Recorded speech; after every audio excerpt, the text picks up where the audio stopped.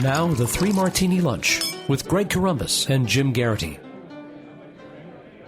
Hey, come on in. We're glad you're here with the Three Martini Lunch. I'm Greg Corombos of Radio America. He's Jim Geraghty, of course, of National Review and author of Between Two Scorpions.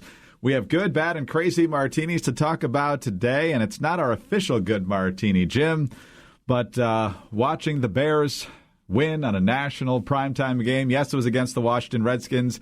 You nailed it. The Bears fans dominated the stands and the cheering, and the Bears defense dominated the first half. And so I have bragging rights over everyone in Washington until the next time we play. So I'm in a pretty good mood today. I got to hand it to you, Greg. Congratulations to you. Great game in Chicago last night. I mean, it was in Chicago because the crowd was full of guys in Bears jerseys and people cheering when the Bears scored and all that stuff. Like, it wasn't in Washington, right? Or Redskins, the only team with a home field disadvantage. The reaction when they gave Gabriel the third touchdown when they initially said he was out of bounds, the audience was almost like the Redskins had scored. It was so pro-Bears. It was very, very funny. But I got to give the Redskins a little bit of credit. They're not the worst team that was involved in the game last night. I guess I haven't paid a lot of attention to the Monday Night Football announcing crew in a while. Wow. Not good. Not good. I appreciated Booger McFarland's outstanding analysis on a couple of points. First, you should block Khalil Mack. And secondly, when the Redskins intercepted Mitchell Trubisky down at the goal line, he said, when you're running a fade pattern, you want to throw it so your guy gets it, not the defender. I didn't know that before last night, Jim, so that's really important. You know, with a name like Booger, you figured he'd be an absolute Mensa candidate. The great irony. Okay, I know people are itching for us to get to the politics stuff, but this is what's on our minds, people. Booger McFarland, when he's in studio, is a very likable personality, yes. Jovial. There's just a particular rhythm to calling the game between the play-by-play guy. Monday Night Football traditionally has had two color commentators, whether it's Howard Cosell or the infamous Dennis Miller or things like that. It's just not working, ESPN guys. I kind of miss Tirico. I kind of miss the old guys. Maybe mix it up a little until you get a right tie. At least Booger McFarland doesn't have that dune buggy on the sideline going back and forth. Or what was it? Was it a cable car or something, or go-kart? There was something they had him zooming around and running over other players. And stuff. Yeah, Zipline, I think it was. Yeah, zipline. That's how I would describe it. Okay, you've been patient long enough. Let's get to our actual good martini now. And apparently, everyone was not very convinced after President Trump and Secretary of State Pompeo said that Iran was actually responsible for the bombing of the Saudi oil facilities back a couple of weeks ago. But now there's some other people on board, so we'll see if the attitude actually changes. The leaders of France, Germany, and the UK, so Macron, Merkel, and Boris Johnson, involved in this statement. Quote, we condemn in the strongest terms the attacks on oil facilities in Saudi territory on September 14th, 2019, and we reaffirm in this context our full solidarity with the Kingdom of Saudi Arabia and its population. They go on to say it is clear to us that Iran bears responsibility for this attack. There is no other plausible explanation. So, Jim, it's not often we're saying, hey, international community, quote unquote, is the good martini. But even these people, most of whom don't like Trump very much, can see the facts here. Yeah, I mean, there's 2 points here. First is there was never that much of a terribly plausible or credible alternative explanation. I know the Houthis were taken in Yemen, were taking credit for it. Most people said, look, the Houthis don't have the capabilities for this. Allegedly, there were reports the attacks were coming from the northeast, which would be across the Persian Gulf, not from the south where the Houthis are. Just posted this in the corner a few moments ago. Congressman Ro Khanna of California, a Democrat, said, Pompeo's statement immediately blaming Iran for the drone attack in Saudi oil fields is reminiscent of the Bush administration jumping to conclusions about weapons of mass destruction. The Houthis are not Iran. We can't let another deception lead to war in the Middle East. Well, here we are. Yep. We think it's Iran too. There's no other plausible explanation. Perhaps a little bit of room here to gripe that here it is. It is close to 8 days afterwards, and now the Europeans are saying, "Oh yeah, we agree with that." You could imagine a scenario where there's some other attack on a Saudi target or some other target in the Persian Gulf or U.S. forces in the region or something like that, using drone attacks. By the way, I think everyone could generally agree this is the future of warfare here, in which we probably would need a clearer assessment of who is responsible for the attack. I'm sure The Europeans probably worked as hard as they could. They're probably intelligence communities probably working together on this. But the question is now, all right, now that we know that they've done this, and this is unprovoked attack, thankfully didn't kill anybody, but obviously knocked off half of Saudi Arabia's oil production. What are the Western powers willing to do about it? And the short answer appears to be issue a sternly worded letter and invite Iran to the negotiating table again. Now, Boris Johnson, who's can be a pretty sharp cookie sometimes, has been basically talking up the idea that only Trump can negotiate a good deal with Iran. And I don't know if he means this in the only Nixon could go to China context, that if Trump came back and said this is a good deal, then even the biggest skeptics would have to say okay. Or whether he sees this as an option for kind of like the way the U.S. Mexico-Canada trade agreement replaced NAFTA, that Trump could look at a similar version of the Iran deal. You make a few cosmetic changes, and then the Trump administration would sign on, and presto changeo, you have a bipartisan U.S. coalition in support of a new Iran deal. I don't know what's going to go out from here, but I think it is a good sign that at least the Europeans are now no longer clinging to the never all that plausible explanation that, maybe the Houthis by themselves suddenly developed really advanced drone technology and managed to get super lucky and just happened to knock off half of Saudi's oil production. We don't serve anybody well when we cling to implausible scenarios, and it's good to see a consensus amongst Western countries on this. So I assume the issue is just going to be ignored now that there's people besides the United States saying that this is the case, because when Trump says it or Pompeo says it, like you said, we've even got our own legislators saying that's jumping to conclusion. Now that other people who they like more are agreeing with our assessment, I just assume we're not going to hear about it again. Ro Khanna, call your office. Let's talk about other things Ro Khanna and some of his Democratic colleagues are talking about. Jim, we're talking about impeachment again, and for about the fifth or sixth different reason, I think, since President Trump took office. But this time they're for real serious. We've got more people now saying that they're open to it. There's a letter written by, about half a dozen or more House Democrats in today's Washington Post saying it's not a decision they reach lightly, but these latest allegations regarding the whistleblower and Trump and possibly a quid pro quo with Ukraine, but even Trump's admitting, putting some pressure on, supposedly, to have Ukraine investigate Joe Biden and his son. Now it's time for impeachment. And you've got some other members one at a time coming out saying it's time for impeachment. The ones that already wanted impeachment, of course, are pushing it again for this reason. We're seeing reports that Nancy Pelosi is quietly polling her caucus to see if it's time to move. She had resisted moving forward, even though Jerry Nadler badly wanted to because she knew she didn't have the votes to get it done. Now that seems to be changing a little bit. You've also got some theories out there that Trump actually wants to get impeached because then he can paint the Democrats as being completely unhinged and it will somehow help his reelection bid. So, Jim, does everybody want impeachment now? What's going on here? In a very strange way, yeah. You may have the stars aligning in which everybody's convinced that is actually in their long-term interest. Wrote about this at length in today's Jolt. First, Greg, I'm just going to go out on a limb myself. If the President of the United States says this assistance to your military that has been passed by a broad bipartisan consensus in Congress, I am going to withhold this unless you investigate one of my political rivals, then yeah, that's impeachable. That is not within the president's authority. That is an abuse of his power. You don't get to say, we're making this all condition on condition of you helping me against some of my political enemies. That's, crossing a line. Now, having said that, I think this is going to be bad for the country. I think it is bad for Trump to do that. An impeachment fight is probably going to take about 6 months. At least that's how long it took back in 1998 and 1999. If you start it now, you're probably finishing sometime in February or March, right around those. Probably will have seen the Iowa caucuses and New Hampshire primaries and some of the big important contests of the Democratic primary at that point. I think you'd probably get very party line votes. I think the closer you get to Election Day, the more Republicans in Congress, even if they don't like what Trump did, will have very comfortable saying, look, this is something for the American people to decide. We're only a few months away from November. If the American people believe this is unacceptable and we're, unworthy of the presidency, they'll vote him out. If they're not that worried about it, they'll vote him in. Not exactly a profile in courage, but I think a lot of, let the people decide is always a, easy way for a lawmaker to punt. In the meantime, you've got here's where the Democrats may have a really clear-cut abuse of power on the part of Trump. But they've been screaming for impeachment in some cases since January 20th, 2017.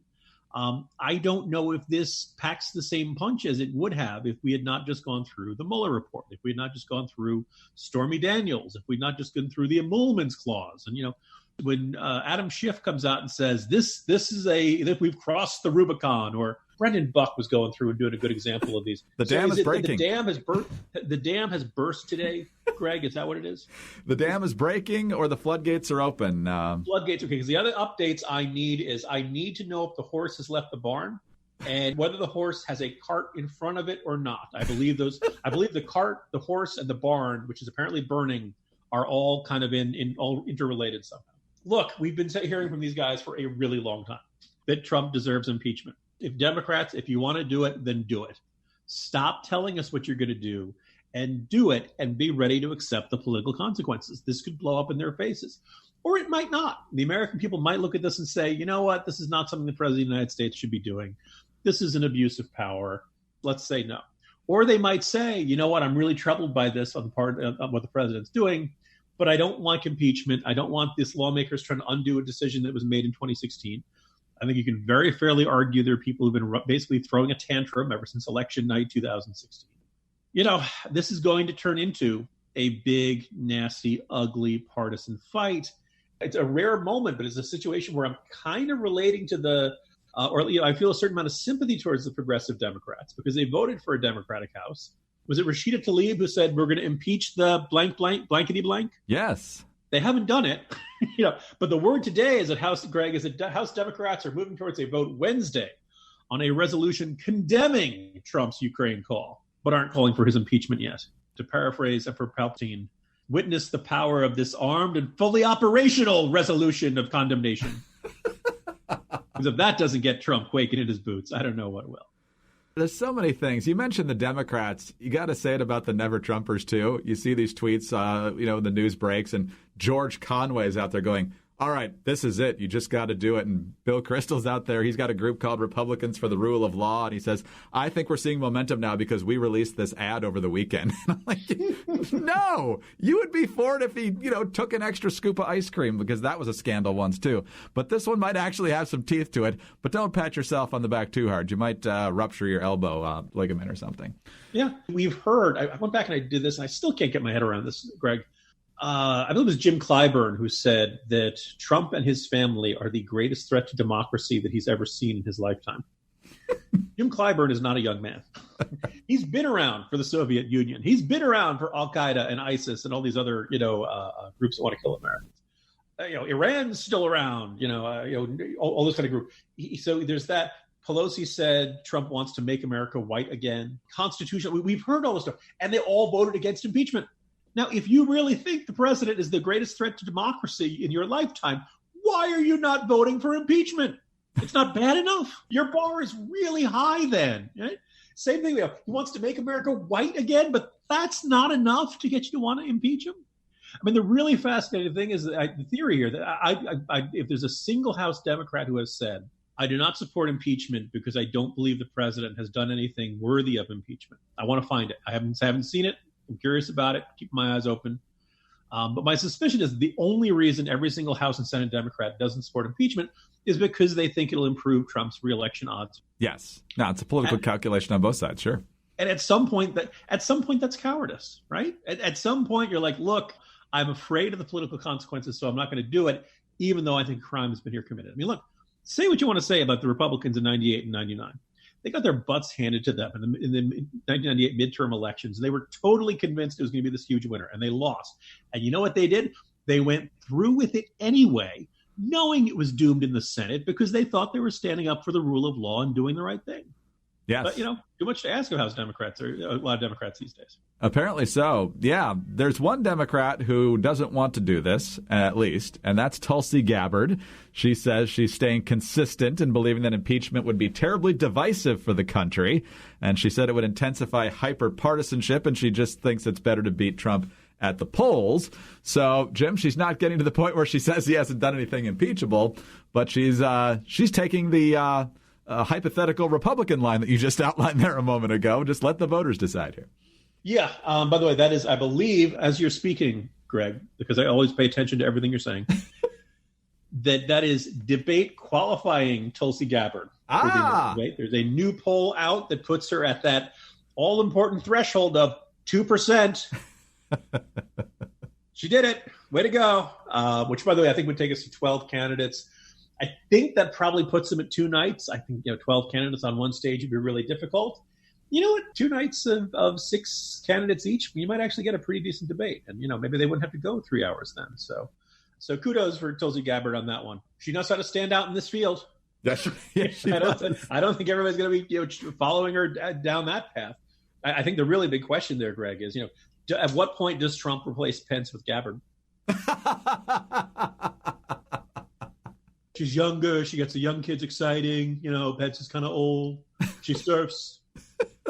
She's fabulous. Jim, even as weird as this political climate is right now, that is something I have a very hard time picturing, but you just never know anymore. But curious to see who draws the other slots on the stage if there is a 2-night event with this next debate, since there will be 12, because Steyer's in there too now, in addition to the 10 that were there in the last debate. If you're one of the front runners and you get on the same stage as Tulsi Gabbard, better prepare. Yes. You want to talk about everybody wanting to be on the other night. It's like a shark in the water.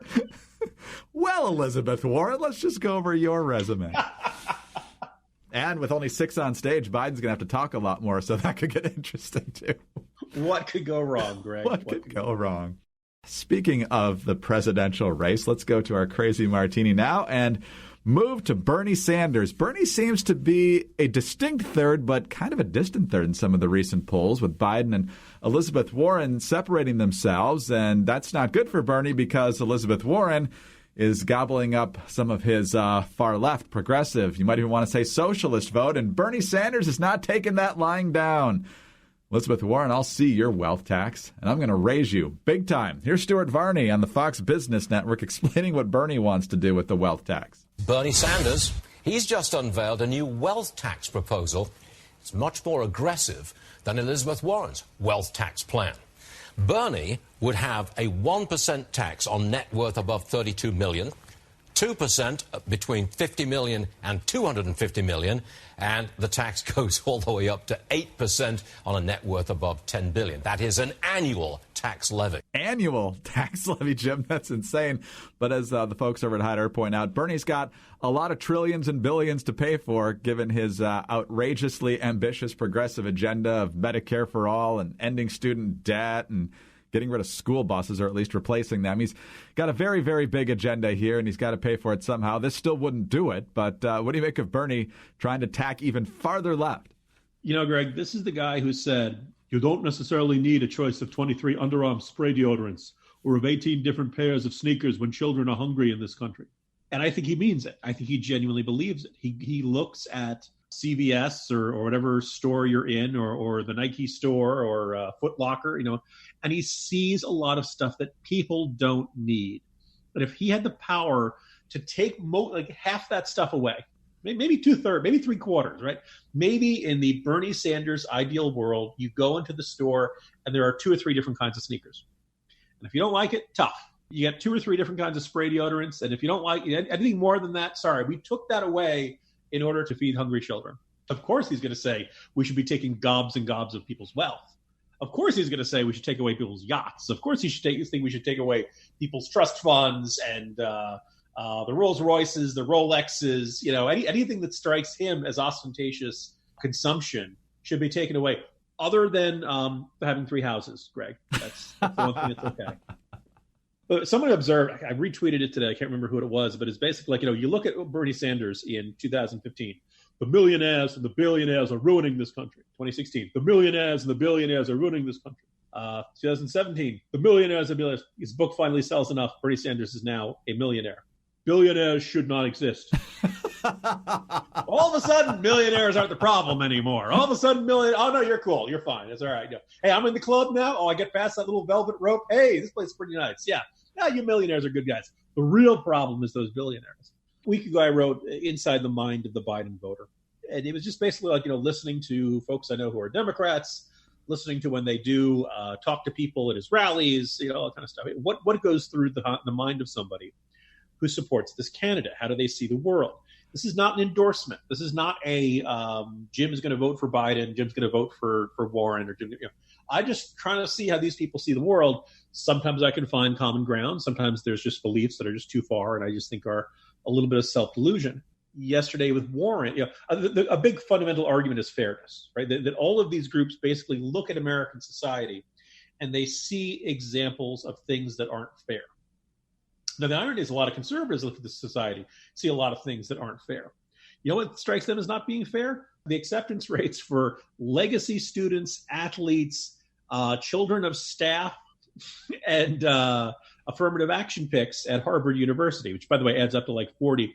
Because, by the way, none of those folks would make it on their own qualifications if they didn't have all that kind of stuff. You can find examples of unfairness all across American society. The question is, which one really gets your ire? Which one really makes you mad? And which one really makes you upset? We're talking about Hunter Biden in a lot of these podcasts. You know, the fact that people keep inviting Hunter Biden to join their businesses, and this Chinese tycoon just gave him a 2.8 carat diamond just for being friends. Greg, you and I have been friends, and we've been doing this podcast for years. I've never given you a pebble. Hunter Biden, people just walk up to you and give you diamonds just because they like you so much. There's no bribery there, because after all, as he said, my dad was out of office. It couldn't be a bribe. My point with all this is that, Sanders believes there's unfairness in this world. And correct. Congratulations. You get a gold star for noticing that. He very much believes that if we just gave more money to the government, these problems would get solved. Now, we declared war on poverty back in the 60s. We have no shortage of federal programs designed to help the homeless. We have the Children's Health Insurance Program. There's not a single child in this country who should not be seeing who is unable to see a doctor, right? The state has said, we will pay for the medical care of children if you are below a certain level. And I want to say it's like anywhere from 2 to 4 times the poverty level, right? We are a big, generous country, right? If there are problems that persist, it's not a matter of we're miserly or we're mean or there's something, we're not a giving enough country. By the way, young Bernie Sanders, back when he was Burlington mayor, was invited to some United Way event, and he began by saying, I do not believe in charity. Right? This is what's at heart here. Bernie Sanders has no faith in the ability of charities to do good. At least he never did. Maybe he's got a little bit now. But he has absolute faith in the government's ability to solve these problems. The rest of us are much more skeptical because we've been paying attention since the 1960s about how the government approaches these problems. And, of course, it promotes class envy and class division and that sort of thing. And it makes me wonder, you see people who just got an inheritance and they're arrogant. They don't do anything productive in society. That's one way to feel annoyed.